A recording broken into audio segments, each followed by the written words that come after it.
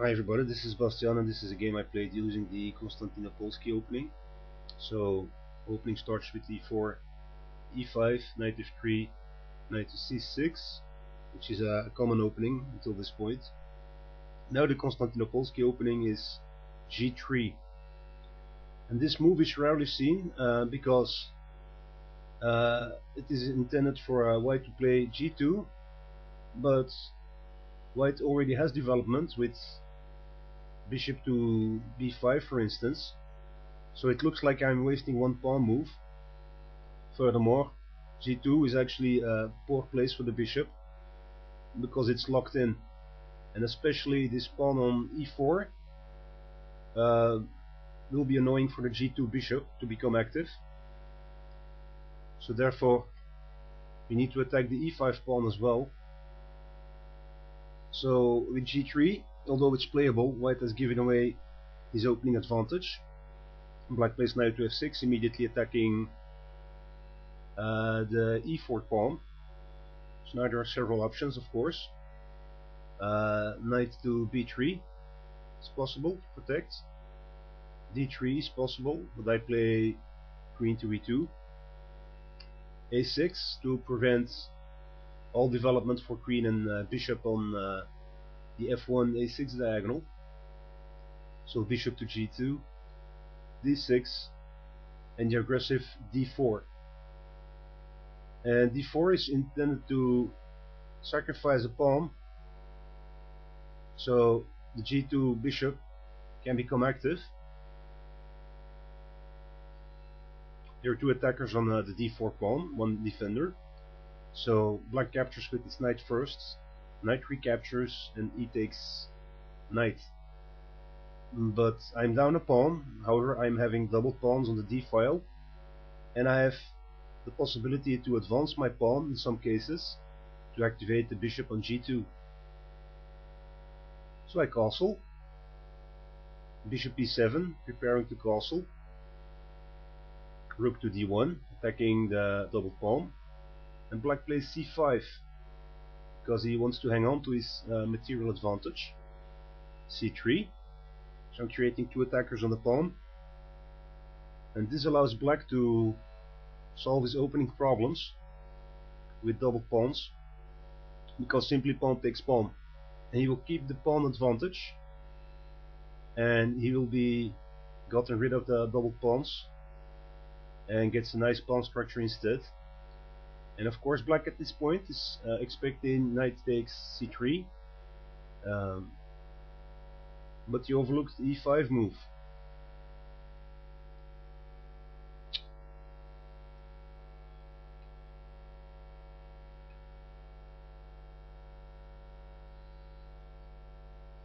e5, attacking the knight on f6. Of course black cannot recapture with his pawn because of the attack on the queen. And now black will have to move the knight. There are three possibilities, either g4 or two retreating moves. So knight g4 was played. This immediately counterattacks the pawn on e5. So pawn takes pawn. So now I'm threatening pawn takes bishop instead. So I'm attacking black's second minor piece. And black cannot recapture because I have a second pin, this time on the king. And now there's no real way for black to prevent losing a minor piece. So instead he plays a counterattack, c2, attacking the rook and the knight in some cases. So I wouldn't want that. So if rook d2, we get pawn takes knight, rook takes, bishop e6, d takes, and queen takes e7. And this looks about equal. So both sides have two minor pieces. Black still has a one pawn advantage. So we can do better than rook to d2. Instead we play queen to c2 instead. This removes the pin on the e-file. So can black take on the pawn on d6? So let's find out. If bishop takes pawn, because there's no longer a pin, we can play bishop to f4 instead, and black will lose his piece anyway.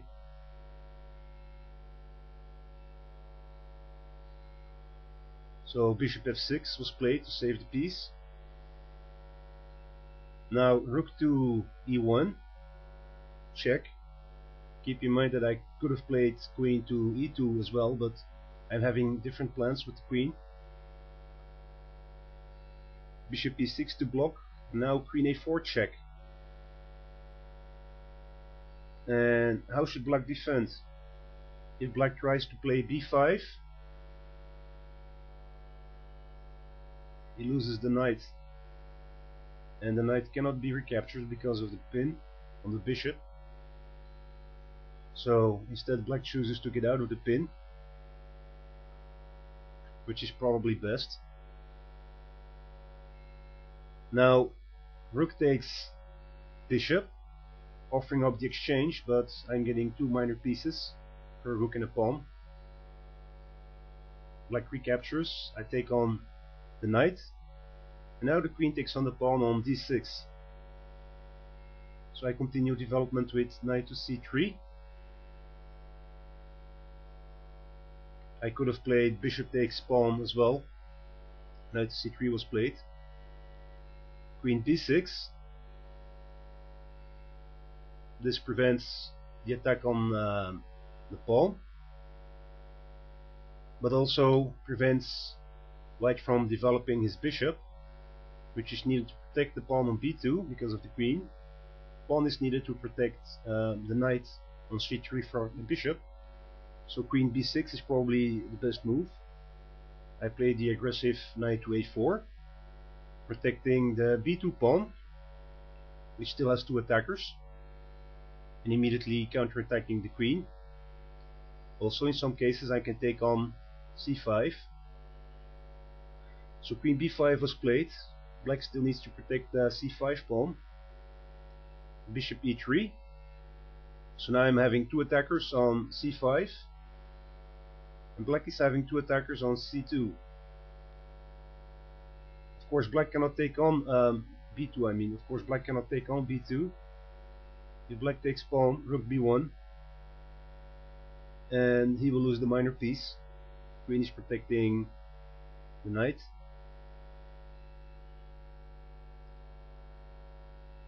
So c4 was played instead, because I'm having two attackers on the pawn on c5. So queen takes on e6. So I'm up another pawn. Rook e8. Now there are a few ways to continue. With queen d6 I get out of the attack with the tempo, which wasn't played. I am looking to trade down material and go to the endgame. Bishop c5 check was played, and now black cannot defend with his rook to e7.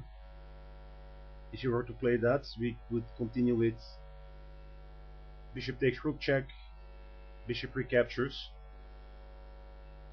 and now bishop to d5 will lead to a mate, unless black wants to sacrifice his queen.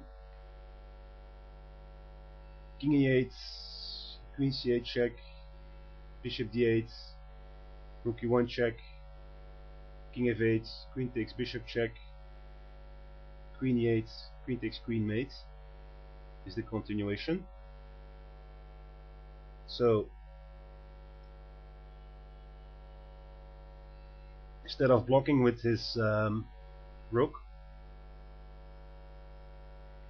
black trades down, queen takes bishop. Now queen takes rook check, king takes queen, and knight takes queen. So now I'm up one minor piece. b6. Otherwise, knight takes b7. I developed the rook. King goes to d8, knight takes a6, and bishop takes b2. So we're exchanging a pawn. Rook e2, c3, and now rook to c2. And this move is designed to block black's pawn on c3, but also to lock in his bishop. And the bishop, if he wants to defend the pawn, is trapped on the a1 b2 diagonal. So this actually immobilizes black's pieces. So black plays rook to e8 instead. Knight to b4, looking for a knight d3 with an attack on the bishop, which will gain the pawn. Rook e1 check, bishop to f1 to block. Of course, not only can I continue with my plan with knight to d3, I will be attacking the rook as well and gaining tempo in doing so. Rook d1, knight d3, and now you can see both of black's pieces are out of play. So in an attempt to save his pawn, the d1 rook has become trapped on the first rank. I can't capture it, but it's out of play and serves only defensive purposes. Rook to d2 and he will be captured, and rook to e1 will be captured by the knight. So bishop to a1, which frees the rook in some cases, with rook to b1. King g2, so I'm getting out of the pin. King c7, f4. This gives black the possibility to play rook d2 check, and that will lead to a recapture, but this actually favors white. After rook to d2 check, rook takes rook, pawn takes rook. It will be impossible for black to defend the d2 pawn.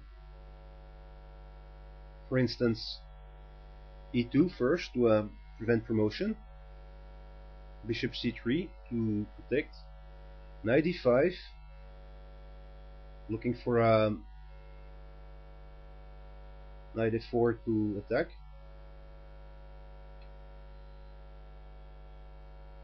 If black wants to give up his last piece, white will get a strong passed pawn.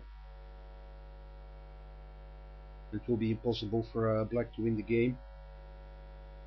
King d6, knight f3, king d5, king f2, looking to bring the second piece in through e3, king e4 to prevent the attack of the king on the pawn. Then bishop to d1 to chase the king away, king to d3, knight e5, and now most definitely black can't recapture the knight because of the strong passed pawn. Check. So if king d4, we get king to e2, and black will lose the pawn on d2. And if black plays king to e4 instead, we get the in-between move bishop to c3, and the king is being forced off the third rank. King d4, king e2, and again after knight to f3, black will lose his pawn. h6, for instance, knight f3. So that's just what to show you what would happen if after f4 black plays rook to d2 check. It will result in the pawn loss and the last endgame for black. So that wasn't played. g6 was played. h4, c6, g4, king goes to d5, f5, so we exchange. h6,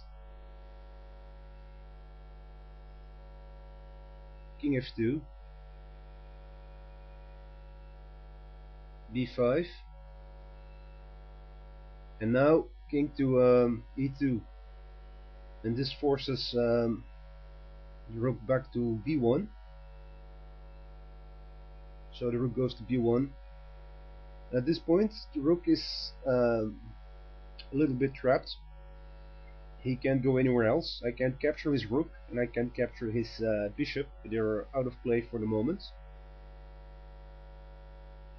h5, bishop b2, looking to free the bishop, but black will need to get another defender for the c3 pawn. Bishop g2 check, king to d4, so we're seeing protection for the c3 pawn. f6.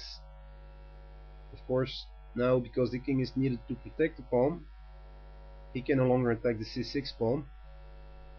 So bishop to a3 is played, and we can see the bishop has found his way out, but now the bishop is needed to protect the f8 square to prevent promotion, and the king is needed to protect the pawn on c3. So basically, king and bishop have traded places for who does what. f7, bishop to d6, and now I play a waiting move, bishop f3. So I'm waiting to see what black's plan is. He plays b4, bishop to g2, another waiting move, and it's typical when one has a lost position, he wants to do something active. So black tries rook to g1 to attack the bishop, and now knight to e1 traps the bishop on g1. So the rook on g1, so the rook is still trapped, but he's in a different trap. But again, I can't capture his rook, because after king to c4, king f2 to attack it, black simply plays bishop to c5, and I need to play king to e2. So the rook is still being out of play in a different cage, but still I can't trap it. King to b5, rook c1, a necessary in-between move to free the rook. Bishop e7, rook to d1, king b6, rook to d8. Of course, if black captures the rook, I get a queen, and if he doesn't, I will promote and win the exchange. But that's only temporarily so, and I'll show you why. After so let's say bishop takes rook, I get a queen, which wasn't played, of course. King c7, so I promote. Bishop takes, the rook takes. So it looks like I've won a minor piece for a pawn, but actually it isn't so, because I have to return the favor immediately. c2, so I have to play knight takes on c2 to prevent promotion, and now the rook can take on my minor piece on g2, but still I'm up one minor piece, and we have approached the endgame even more. So rook to f2, rook g5, rook h2, rook g4, king d3, rook f4, knight to d4, looking for a way to approach the pawn with my king. King d7, king c4, king d6, rook to d2, protecting the knight from the attack of the rook. Rook h4, attacking my pawn. King takes pawn. So we're trading off pawns, but black doesn't need to recapture immediately. King e7, a4, so I'm looking for a promotion on the a file. King d7, a5, king c7, king c4, rook takes pawn, knight to b5, check, king b7, rook to d7, check, king c8, a6, offering up the rook to get a promotion, but If king takes a7, then queening cannot be prevented. Rook h4 check instead.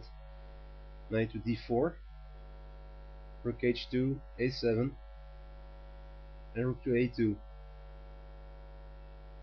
And now rook to h7, and the king is trapped on the 8th rank, and he cannot approach the pawn because b8 and c7 are covered. So rook takes. This, it was already a forced mate, but this speeds everything up. King d8, king d5, king e8, knight to e6, and this is basically a stalemate were it not for the pawn on h6. So the pawn moves to h5, king d6, h4, and finally the checkmate. Not rook to a8 because of the escape on f7. Simply rook e7 is mate at this point, and black loses at move 75. So I hope you enjoyed watching this game. Have a great evening.